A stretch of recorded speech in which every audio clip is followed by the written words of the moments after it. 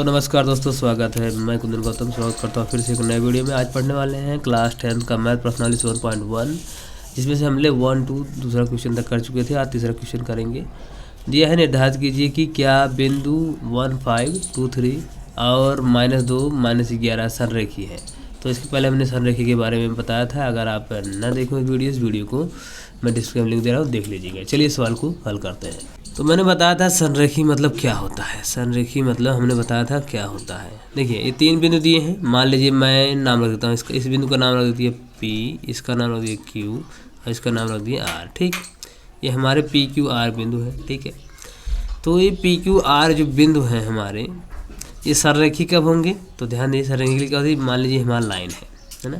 संरेखी मतलब होता है कि तीनों के तीनों बिंदु है ना, तीनों के तीनों बिंदु कहाँ हो? एक रेखा पर स्थित हो। ठीक है, मान लीजिए यहाँ Q है, यहाँ P है, यहाँ Q है, यहाँ R है, ये स्थित है। ठीक है, तो तीनों बिंदु कहाँ होने चाहिए? एक रेखा पे स्थित होने चाहिए। तो इसकी क्या कंडीशन है? संरेखी स्थित है तो क्या कंडीशन है कि संरेखी है? तो सिस्टम ये है कि जो P से Q की बीच की दूरी है, यहाँ से यहाँ तक, वो PQ की दूरी है ना, जो PQ की दूरी है, और Q से R की दूरी, जो Q से R की दूरी है ना, जो Q की R दूरी, देखो P से Q की दूरी है ना, फिर Q से R की दूरी, ये कुल दूरी अगर बड़े वाली दूरी के बराबर हो जाए, बड़े वाली दूरी मतलब PR की है ना, तो PR के बराबर हो जाएगा तो हमारा क्या हो जाता है? संरेखी हो जाता है। ठीक है, तो अगर ये छोटी छोटी दूरियाँ, जो छोटी दूरियाँ यहाँ से यहाँ तक हैं, इन दोनों का योग जोड़ने के बाद ये पूरी दूरी, जितनी बड़ी दूरी है PR की दूरी, अगर इसके बराबर हो जाता है तो ये क्या हो जाता है? संरेखी हो जाता है। ठीक, तो यही हम सिद्ध करेंगे। अगर ये सही बराबर हो जा रहा है तो संरेखी है, अगर बराबर नहीं है तो संरेखी नहीं है। इसमें हम क्या करेंगे, अब इनकी दूरी को हम ज्ञात करेंगे। तो PQ की दूरी पहले निकालेंगे, तो लिखेंगे PQ की दूरी बराबर क्या होता है? वही जो फार्मूला अभी तक आप लोगों ने लिखा है, याद किया है। तो x2 - x1 और y2 - y1। ठीक है, आप चाहो x1 - x2 कर सकते हो, y1 - y2 कर सकते हो, दोनों सही है। ठीक, तो हम क्या करेंगे, x1 का ही उपयोग करेंगे। तो एक में से 2 घटा देंगे, एक में 2 घटाएंगे, इसका वर्ग है ना, फिर प्लस y2 y1 मतलब y1 - y3 y2, तो 5 - 3 का वर्ग। ठीक, ये रहा। अब क्या होगा, एक में से 2 जाएगा तो -1 बचेगा, तो -1 का वर्ग, 5 में 3 गया 2 का वर्ग, अपना रूट लगता चलेगा। ठीक, यहाँ पे 1 ही आएगा, इस पे आएगा 4, तो ये रूट में रहेंगे, कुल मिला का आएगा रूट में 5। ये हमारा PQ की दूरी मतलब यहाँ से यहाँ तक की दूरी √5 हो गई। ठीक, अब करेंगे QR की दूरी निकालेंगे। तो QR की दूरी निकालने के लिए हम लोग क्या करेंगे, रूट में फिर वही चीज़ लिखेंगे। तो 2 में से -2 घटाएंगे, तो 2 में से -2 को घटाएंगे। ठीक, और इसका वर्ग, फिर 3 में से 11 घटाएंगे, तो 3 -11 घटाना है, इसका वर्ग, इस तरीके से।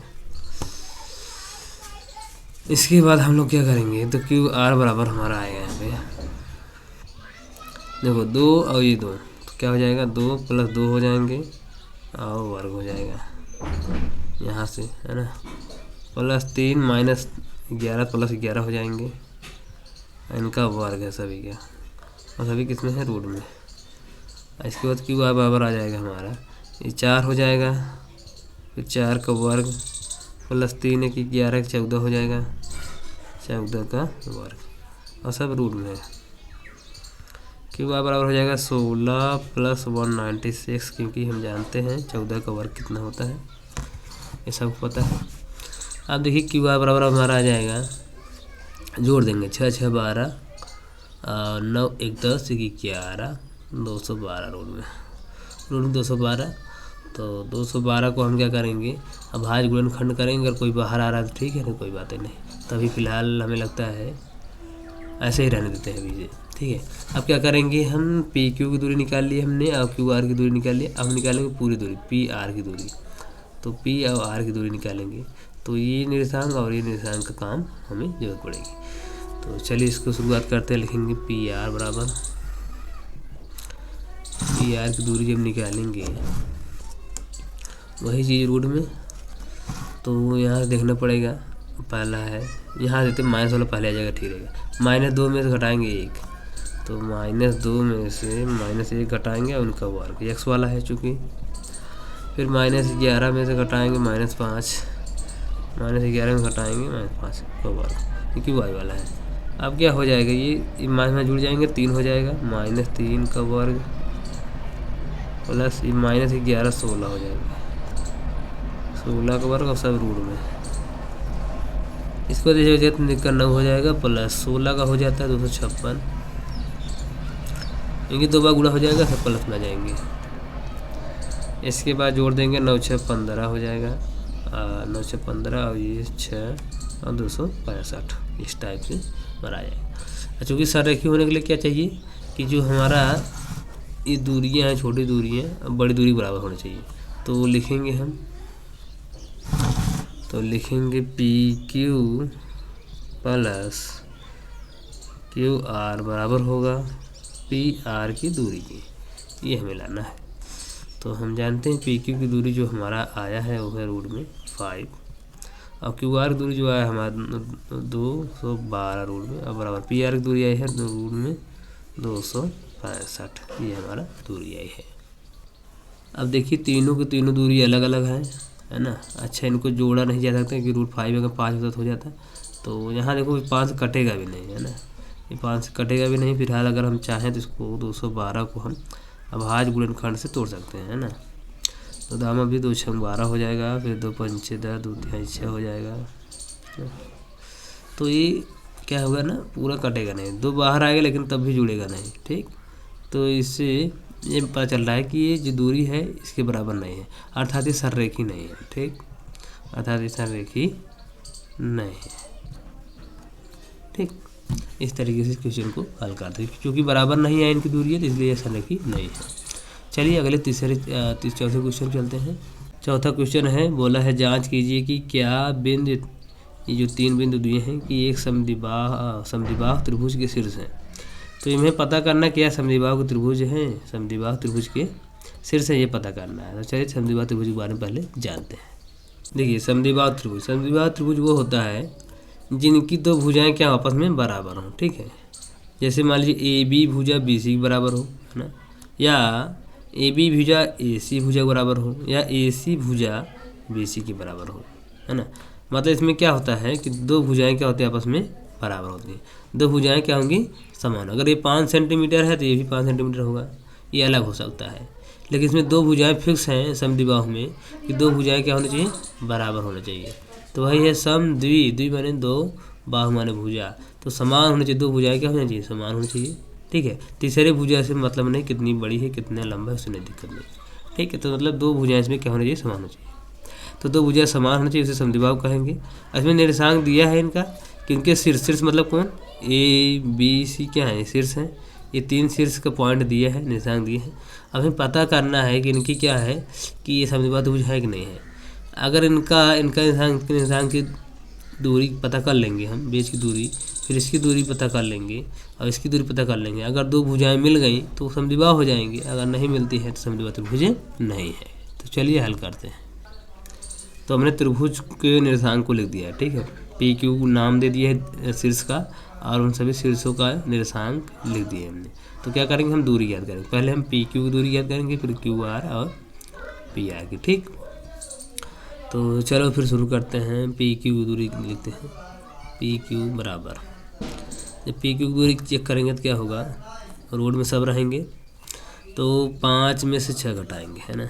x वाला घटाओ पहले होता है, तो 5 - 6 वर्ग प्लस, फिर क्या करेंगे -2 में से 4 घटाएंगे, -2 में से -4 घटाएंगे, ठीक।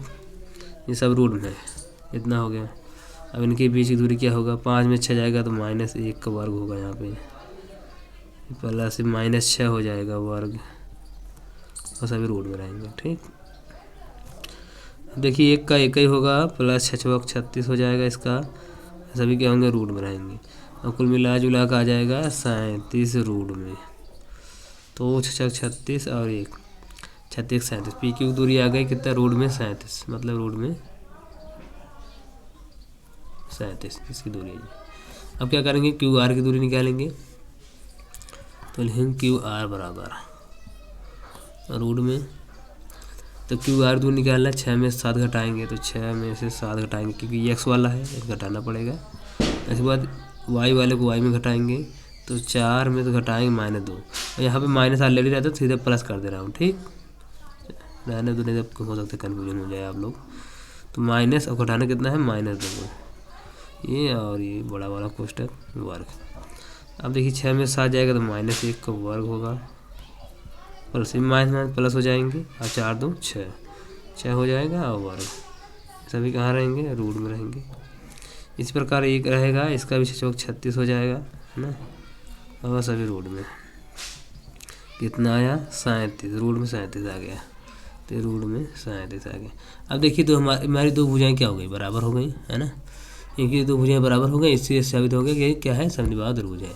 तो हम लिख सकते हैं तो पी क्यू की दूरी बराबर है क्यू आर की दूरी की, है ना, इसीलिए क्या हो जाएंगे, समद्विबाहु त्रिभुज जाएंगे, क्योंकि रूट में 37 है और रूट में 37, इन दोनों की दूरी है, क्योंकि सेम है, दो भुजाएं बराबर है, और क्या हो जाएंगी, समद्विबाहु। हो सकता है तीसरी भुजा भी समान हो जाए, हो सकता है तीसरी भुजा अगर समान हो जाएगी तो समबाहु त्रिभुज हो जाएगा, तो एक बार उसको भी चेक करना पड़ेगा, ठीक। तभी तो यहाँ तक क्लियर है कि हमारा समद्विबाहु त्रिभुज है, ठीक है। हम क्या करेंगे, आर पी का निकालेंगे दूरी, तो आर पी की हम लोग दूरी निकालेंगे, क्या होगा देखो, आर पी निकालेंगे तो रूट में आर 7 है, 7 में से 5 जाएगा 2, फिर प्लस -2 में घटेगा कितना, -2, यानी -2 घटेगा, -2 में से -2 घटेगा, बड़ा वाला कोष्टक रहेगा यहाँ पे वर्ग। अब क्या करेंगे, 7 में से 5 गया 2 का वर्ग प्लस ये माइनस से माइनस कट जाएंगे, 0 हो जाएगा। देखिए माइनस प्लस हो जाएगा, माइनस प्लस में कटेंगे 0 हो जाएंगे, ठीक है। अब इसके बाद बचेगा यहाँ पे 4, चूँकि रूट में बराबर हो जाएगा 2, ठीक। तो ये 2 आ गया, इससे मतलब ये हुआ कि समद्विबाहु त्रिभुज है, ठीक। इस तरीके से क्वेश्चन को हल करते होंगे। तो चलिए फिर अगले क्वेश्चन चलते हैं। 5वां क्वेश्चन है, बोला है किसी कक्षा में 4 मित्र बिंदु ABCD पर बैठे हुए हैं। तो ध्यान दीजिए, बिंदु ABCD मतलब आपको समझ में नहीं आ रहा होगा, लेकिन किताब में देखेंगे समझ में आ जाएगा। ए है, ए बी है, ए सी है, डी है, तो 4 बिंदु हैं, ये सब क्या है, इस पर बैठे हैं सभी लोग, ठीक है। अब कह रहा है कि दर्शाइए, अच्छा बोला चंपा और चमेली कक्षा में अंदर आते हैं। चंपा और चमेली क्लास में आती हैं और कुछ मिनट तक देखने बाद मतलब कुछ इसको देखती हैं, इस आकृति को देखती हैं, और देखने के बाद उन्होंने क्या कहते हैं लोग, चंपा चमेली से पूछती है, चंपा चमेली से पूछती है, क्या तुम नहीं सोचती हो कि ABCD एक वर्ग है। जो ABCD एक क्या है, ये क्या एक वर्ग है, ये पूछती क्या ये वर्ग है ना। क्या तुम नहीं सोचती कि ABCD एक वर्ग है, मतलब उस चंपा कह रही है, चंपा चमेली से पूछती है, क्या तुम नहीं सोचती कि ABCD एक वर्ग है। तो चंपा मतलब कह रही है कि ABCD एक वर्ग है, ये कह रही चंपा। फिर चमेली क्या कहती है, इससे सहमत नहीं हूँ। चमेली कहती है नहीं, मैं इससे सहमत नहीं, मतलब वर्ग नहीं है, ये चमेली कहती है, ठीक है। तो दूरी सूत्र का प्रयोग करिए, बताइए कि इनमें से कौन सा ही है, ठीक। चलिए इसको पहले जानते हैं, वर्ग और वर्ग किसे कहते हैं, ठीक है, तब इसके बारे में चर्चा होगी। तो हमने उस आकृति के मदद से हमने ABCD क्या है, जो चतुर्भुज है, इसको मैंने छाप दिया, ठीक है। और उसमें निर्देशांक दिए हुए थे, क्योंकि उसमें ग्राफ बना हुआ था, सभी संख्याएं लिखी हुई थी, तो मैंने x वाला जो इस तरीके की लाइन थी और इस तरीके की लाइन थी, उन सभी का निर्देशांक के उसके जरिए निर्देशांक हमने चारों का निर्देशांक लिख लिया। अब जानेंगे वर्ग क्या है, तभी तो पता करेंगे तो वर्ग होगा कि नहीं होगा। देखिए वर्ग में क्या होती है, सभी भुजाएं बराबर होती हुई है, सभी भुजाएं बराबर होती हैं।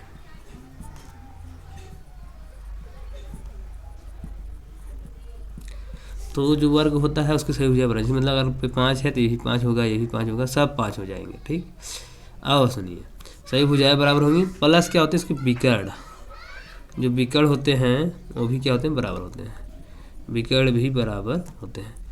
विकर्ण मतलब जो इस तरीके से लाइन आएगी, इस तरीके जो लाइन खींचा जाएगा, BD और AC वाला जो ये लाइन खींच जाएंगे, ये क्या हो जाएंगे, आपस में बराबर होंगे। मतलब अगर ये 10 रहेगा तो ये भी 10 रहेगा, तो विकर्ण बराबर होते हैं। जबकि चतुर्भुज में ऐसा नहीं होता, चतुर्भुज में ऐसा नहीं होती, उनकी हाँ आमने सामने भुजाएं बराबर हो सकती हैं, लेकिन उनके विकर्ण क्या होंगे, बराबर नहीं होते, यही खास बात है। तो वर्ग में ये खास बात है कि सही भुजाएं बराबर होती हैं और विकर्ण बराबर होते हैं, जबकि चतुर्भुज में विकर्ण बराबर नहीं होते हैं।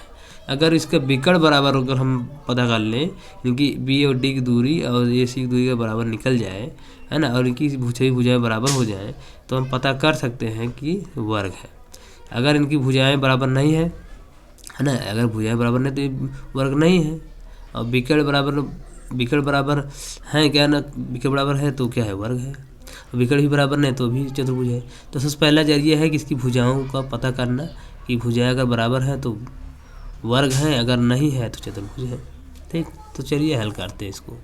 तो दूरी सूत्र से हम क्या करेंगे, इनके बीच की दूरी को पता करेंगे। ए और बी के बीच की दूरी, ए और बी के बीच की दूरी कितनी है इसको पता करेंगे दूरी सूत्र से। तो क्या करेंगे, x1 माइनस x2 3 माइनस 6 का वर्ग प्लस 4 माइनस 7 का वर्ग, 4 माइनस 7 का वर्ग, ये सब रूट में है ना। अब इसके माध्यम से क्या होगा, ये अपना आएगा -3 का वर्ग, ये भी आएगा -3 का वर्ग, ये सभी कितने रहेंगे, रूट में। अब हो जाएगा क्या, 3 का 9 प्लस 3 का 9, कुल मिला जुला का आएगा 18 रूट में। 18 को हम लिख सकते हैं 9 गुणे 3, 9 गुणे 2, है ना, इस तरीके से लिख सकते हैं। तो 3 का वर्ग है बाहर आ जाएगा, अर्थात 3 रूट में 2। ये पहली दूरी आ गई ए बी की दूरी। ठीक है, अब निकालेंगे बी सी की दूरी। निकालने के लिए क्या करेंगे, वही सिस्टम फिर 6 में से 9 घटाएंगे, 6 में से 9 घटेगा प्लस इसके बाद 7 में से 4 घटाएंगे, 7 में से 4 घटाएंगे वर्ग, सेम चीज़ वही करना है। इसमें से भी घटाएंगे तो आएगा 3 और -3 आएगा, है ना। तो मैं क्या करता हूँ, डायरेक्ट लिखता हूँ। ठीक है, -3 आएगा और 3 का वर्ग हो जाएगा 9 प्लस इसमें 7 में 4 जाएगा 3 आएगा, 3 का हो जाएगा 9। तो मिला जो वही सेम चीज़ वही आ रहा है, मतलब इसका भी कितना आएगा 3 रूट में 2, मतलब ये दो भुजाएं क्या हो गई, बराबर हो गई है। अब तीसरी भुजा देखते हैं। ठीक है, तीसरी भुजा मतलब सी डी। अब सी डी पता करेंगे, सी डी पता करने के लिए क्या करें, वही चीज़ 9 में से 6 घटाएंगे, 9 माइनस 6 का वर्ग, फिर 4 में से 1 घटाएंगे, है ना, 4 माइनस 1 का वर्ग। तो वही 9 में से 6 गया 3 आ गया, 3 1 का 9 हो जाएगा, और 4 में से 1 गया 3, 3 1 का 9 हो जाएगा, तो रूट में, अर्थात ये भी 3 रूट में 2 आ गया, है ना। अब बचा क्या, डी ए मतलब ए डी पता करना है। ए डी को भी क्या करेंगे हम लोग, वही सिस्टम 6 में से घटाएंगे 3, है ना, तो 6 में से हम घटाएंगे 3 का वर्ग प्लस, अब देखिए 1 में से घटाएंगे 4, 1 में घटाएंगे 4, तो देखिए घटाते हैं, 1 में से घटाएं 4, घटाने में क्या मिलेगा हमें, तो 3 आएगा इसमें भी, यानी 3 का 9 हो जाएगा, प्लस 1 कितने घटेगा, 3 का 9 हो जाएगा इसमें भी। तो वही चीज़ आ रहा है सेम, 3 रूट में 2। मतलब हमने क्या देखा कि जो इनकी भुजाएं हैं, जो ए बी भुजा है बराबर है, ए बी भुजा की दूरी जो आ रही है उसी से बी सी की आ रही है, और बी सी जो भुजा आ रही है सी डी का आ रही है, डी ए का आ रहा है, मतलब सब भुजाएं क्या है, बस बराबर की सभी का √3 मतलब 3 रूट 2 आ रहा है, इसका भी 3 रूट 2 आ रहा है, इसका भी 3 रूट 2 आ रहा है, फिर इसका भी 3 रूट 2 सही बराबर है। मतलब हम कह सकते हैं ए बी बराबर बी सी या बी सी बराबर सी डी बराबर डी ए या ए डी। ठीक, मतलब बराबर है। अब ये चतुर्भुज मतलब वर्ग साबित हो गया है, मतलब आधा हो गया है साबित, लेकिन अभी इसके विकर्ण भी बाकी है। विकर्ण अगर बराबर हो जाएंगे तो क्या हो जाएगा, ये हमारा वर्ग साबित हो जाएगा। तो अब क्या करेंगे, ए सी की दूरी निकालेंगे, फिर डी बी की दूरी देखेंगे, दोनों बराबर हैं तो हमारा वर्ग हो जाएगा। तो निकालेंगे ए सी की दूरी। अब क्या करेंगे, लिखेंगे ए सी बराबर, ए सी की दूरी निकालेंगे तो रूट में वही, ए सी है 3 और एक है 9, तो 3 माइनस 9 वर्ग हो जाएगा, फिर प्लस, फिर 4 माइनस 4, तो 4 माइनस 4 का वर्ग। जब करेंगे तो आएगा 3 में से जाएगा तो -6 आएगा, है ना, -6 का वर्ग, ये प्लस 0 हो जाएगा, है ना, रूट में 6 का वर्ग करेंगे तो 36 आएगा, है ना, रूट में कुल मिला जुला के 6 आ जाएगा। ये हमारे किसकी दूरी है, ए सी की। अब हमें निकालना कितना है, ए सी निकल गया, अब निकालना है डी बी, बी डी या बी डी बी बातें की है, तो बी डी की निकालेंगे रूट में, है ना। अब 6 में से 6 घटा देंगे तो क्या आता है, 6 में 6 कट गया प्लस यानी कि 7 में से 1 घटाएंगे, 7 में से 1 घटाएंगे इसका वर्ग।